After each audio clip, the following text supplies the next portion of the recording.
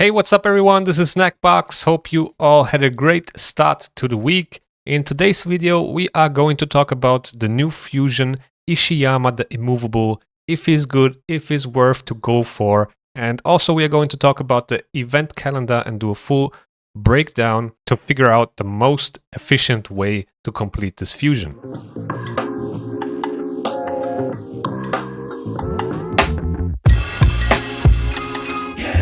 Alright, before we go into the event calendar, let's talk about this champion first.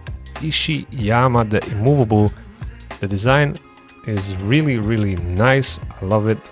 He kind of reminds me of Scorpion from Mortal Kombat with his chain weapon.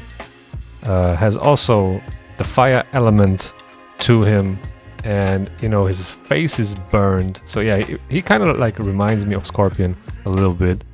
And yeah, let's talk about this kit. So he has this A1 where he transfers a random debuff from him to a target, and he counterattacks every time when he gets attacked if he has a debuff. So that is actually a pretty interesting A1. I just don't feel like it's that impactful because you kind of don't want your champions to have debuffs, right? And then the A2, it's an AoE hit, which places 3 debuffs on a free turn cooldown, has a 100% chance to place all of them if it's booked, and it also can't be resisted if the enemies are already under 2 or more debuffs. So that is kind of a good thing because you don't have to build him with accuracy, but for the arena, for example, it's not really that great because you're kind of like a sheep magnet with 3 debuffs on one skill. That is actually not so good. Then we have this A3, which ignores 25% of the target's defense, which is nice, and it will ignore 50% of the target's defense instead if the target is under 2 or more debuffs. So again, synergy with debuffs. So the kit itself kind of makes sense. It's all around, like it's built around debuffs, the target having debuffs, so that's good. And ignoring 50% defense is a lot. But it's a single target skill and then places a block damage buff on this champion for 2 turns if this attack kills an enemy. So all the damage is based on HP, it's an HP based champion.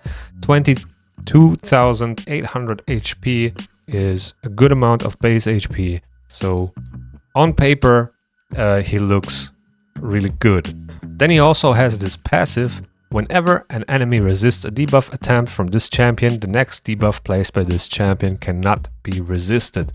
Each debuff placed by this champion increases their max HP by 3%, so he can stack up his HP up to 30% through his passive.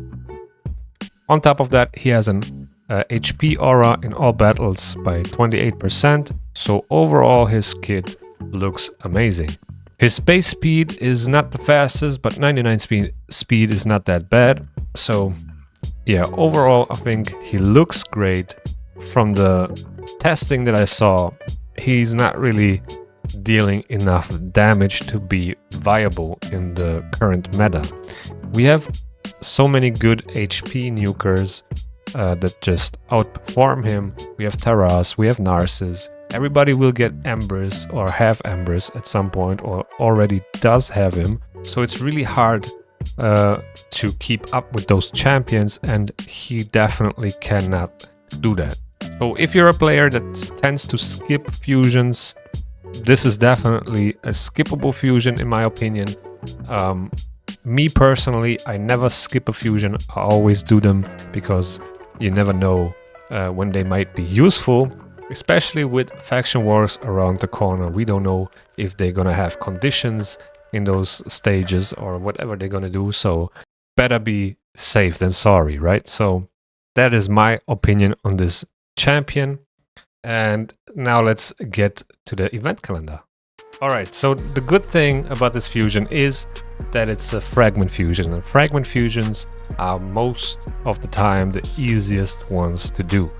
So that is already a good thing, and you can also, you know, do these fusions, these fragment fusions, even if you don't need the champion, and just use the fusion, the fragment fusion, as, you know, points for champ chase tournaments, where you might win a champion or a soul or something. You can save up a good amount of points that way and maybe win a tournament. So we can get a total amount of 130 fragments, 55 from tournaments, 20 from leaderboards by, you know, placing on the leaderboards, and then 55 from events. That means without placing on the leaderboards, there is a total amount of 110 fragments, and we can skip 10 basically. So from today, on Monday, we're starting off with a dragon tournament and a champion training event, and on Tuesday there will be a dungeon divers event. So basically we can solo the dragon tournament, get points for the champ train event and the dungeon divers event, so you can basically triple dip here with the first 3 events and tournaments. So we can run the dragon, get some champ train points and also points for the dungeon divers, and that is actually pretty good. You always want to complete at least 2 events or tournaments at the same time when running dungeons, and that is actually a pretty good start. Depending on what stage you are running for the dungeons, right, it costs more or less energy. It will cost you less if you run stage 20, but if you can run hard stages, I would definitely advise you to do so, because the gear is just better. You have better chances on mythical gear, and that can really change your account. So if you're trying to save up energy, you can, you know, run stage 20, but I would definitely tend to run hard stages.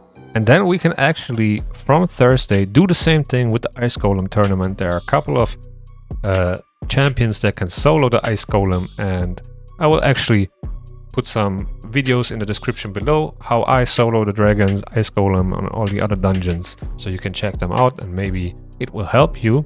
So basically we can do the same thing, farm Ice Golem, solo it, get points for champ train, and also get points for the dungeon divers event. Most of the time we need like 5k energy, something like that, to complete the dungeon divers events. The tournaments always cost like 2.2, 2.3k energy, something like that, depending on what stage you are running, right?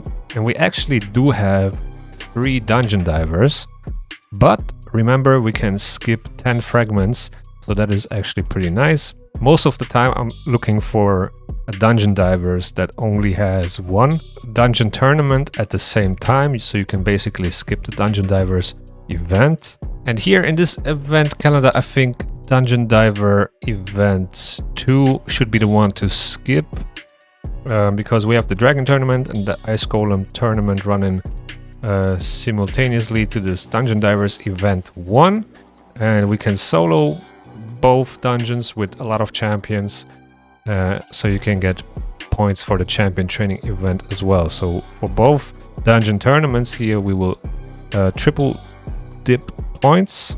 Theoretically you could do it here with the spider tournament and the Ice Golem tournament too, but you wouldn't get points for the champ train tournament here while running the Ice Golem tournament. So that is kind of like the thing why I would skip this dungeon divers 2, but I would still, if you can, solo the spider tournament and get points for the champ train tournament as well. And also, if you wait until Wednesday, you can also get points for dungeon divers 3. And then we have the Fire Knight tournament left from the dungeon tournaments. There are a couple of ways to duo Fire Knight stage 20 or even solo it, but I would definitely advise to run hard stages, and I don't think there's a way to duo hard stages, or maybe there is one to trio it, but I don't know. I think I will just run a normal team, and also there's no champ train tournament at the same time, so it doesn't really matter. But basically you can get the rest of the dungeon divers event points you need with the Fire Knight tournament. Then the only events and tournaments that we have left are the classic arena takedowns. Those are very, very easy to do. So we have one here and another one here. That's another 10 fragments. Very easy to do. The gear enhancement events feed off the dungeon diver events. So you can basically complete them with like 15 to 20 million silver, depending on how you do it. There are ways to save silver, right? By upgrading artifacts to 4 or 8 and then selling them if you don't need them, for example. And that way you get, you get points for the gear enhancement event and you get silver back, which you can use to get more points.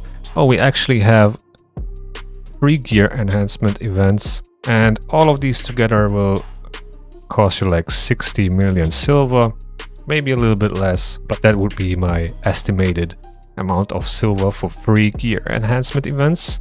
And then we only have the summoning events and tournaments. So we have one summon rush here on the first weekend where you can get 15 fragments and another 15 fragments on the champion chase tournament with additional 10 if you win the leaderboard. The other 10 leaderboard fragments are on the champion training tournament actually. Alright, so now that we are skipping this Dungeon Divers event 2, you could theoretically skip another 5 from one of these events or tournaments, but I don't know how they are going to do it. Most likely it's like you get 5 fragments at a milestone and then additional 10. So if that's the case, then that means you have to pick up the 5 fragments from the summoning events to get to the 10 fragments. So if that's the case, you could theoretically not skip this Dungeon Divers event, just spend more energy into the Spider tournament and then skip full 10 fragments from the Summon Rush or the Champion Chase tournament and just get the first 5 fragments. But we will see on Friday, I guess, if the Summon Rush is going to give us 5 fragments at one milestone and then 10 fragments at a higher milestone. Then it might be better to only get 5 fragments from one of the summoning events and tournaments instead of the whole 15, and also complete the Dungeon Divers event number 2 with, I don't know, the Spider tournament or whatever you feel like, because for the Dungeon Divers event 3 you can run Spider and Fire Knight anyway, and then for the Dungeon Divers event 2 you could run Spider as well. You kind of like could run whatever you like to. It was just cost a lot more energy. So 5k energy for all 3 Dungeon Divers means 15k energy. I'm usually trying to avoid those Dungeon Divers events, but I think trading energy for shards might not be a bad idea. But it also depends on what type of event or summoning boost or whatever we're going to have for Summer Rush and Champ Chase tournaments. But yeah, if you're going for all 3 Dungeon Diver events, it's gonna cost like 15k energy. And then I'm not sure where the milestones for the Summer Rush are going to sit at, but most likely it's going to cost like 6 Sacred Shards, something like that. So for Summer Rushes, Sacred Shards are the way to go. The higher the rarity of the shard, the higher the value, right? So you kind of like want to open up your big shards for the Summer Rush, and then like, you know, smaller shards like Mysteries or Ancient Shards for the Champion Chase. But you can also use Fragment Fusions, Remnant Summons, basically anything, any source that gives you champions will count for the Champion Chase. I'm always trying to save up those Fragment Fusions for like, you know, some type of tournament where you can get a champion or a 5-star soul like we had in the past for like Odin or the Cheshire Cat. There's always a next tournament coming. We just don't know when, and yeah, it's better to be prepared for those type of tournaments, because the champions you can win from these tournaments are very, very good, or the last champions were pretty good, and you might want to try to get these type of champions. But yeah, Overall, I think this is a very easy fusion to do. Nothing crazy going on. It's a fragment fusion. You don't have to level up, you know, rare champions, ascend them, fuse them into an epic, and then the epics into a legendary. We just need to collect the fragments, and that's basically it. So yeah, it will definitely be a cheap fusion, and if you don't like or need the champion, you can just keep him in fragment form and then use it whenever you need it for a future champ chase. So you basically get your resources back.